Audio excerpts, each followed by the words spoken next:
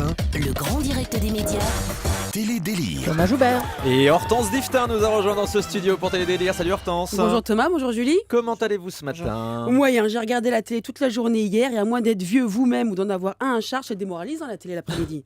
Rien que les pubs, vous avez pas une de normale, c'est que des pubs pour les conventions obsèques, les produits anti-cholestérol, des couches pour adultes ou des pilules pour les rondeurs de la ménopause. Vous me faites réveiller aussi l'escalier avec la chaise qui monte, Oui, ça c'est automatique. celle-là j'adore. Ouais. Alors voilà. Alors après je suis passée sur la 5 parce que vous avez aussi intérêt à aimer les bêtes l'après-midi. Quand je dis aimer, pas trop quand même. Il faut pas être trop sensible. Il faut savoir que Bambi, à côté d'un documentaire animalier, c'est de la gnognotte. Alors je sais pas si vous avez remarqué Thomas, mais dans tous les documentaires animaliers, ça commence toujours bien. Vous avez un narrateur, souvent un vétérinaire ou un genre de dactari qui vous présente les animaux.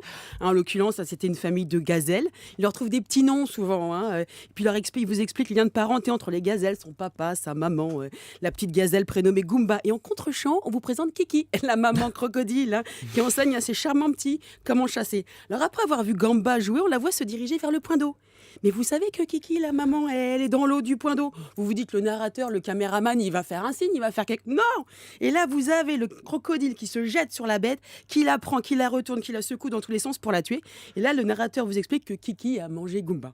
Et vous passez 2 heures à expliquer à votre gamine qui vient d'assister à la séance de la boucherie que c'est la vie. Ah oui, c'est une tristesse. Mais oui. Alors après, je suis passée sur France 2. Il y avait Comment ça va bien, l'émission de Stéphane Bern.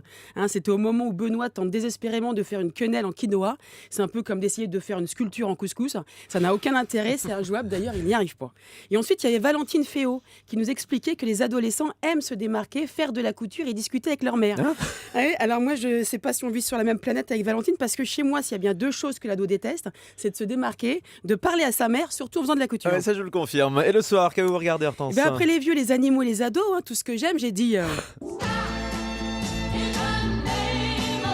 Et je suis passée sur Canal+ pour l'ouverture du Festival de Cannes avec Bérénice Bejo et Gossip, qui avait un mal fou d'ailleurs à réveiller l'Assemblée pendant un instant, j'ai bien cru qu'on était à la cérémonie des Césars. Alors ensuite, au grand journal de Michel Denisot, il y avait Sacha Baron Cohen, plus connu sous le nom de Borat ou encore l'homme au string, qui venait parler de son dernier film Dictateur. Et à cette occasion, il nous a gratifié d'une très belle phrase, surtout en cette période de parité, que je vous laisse méditer, cher Thomas et cher Julie.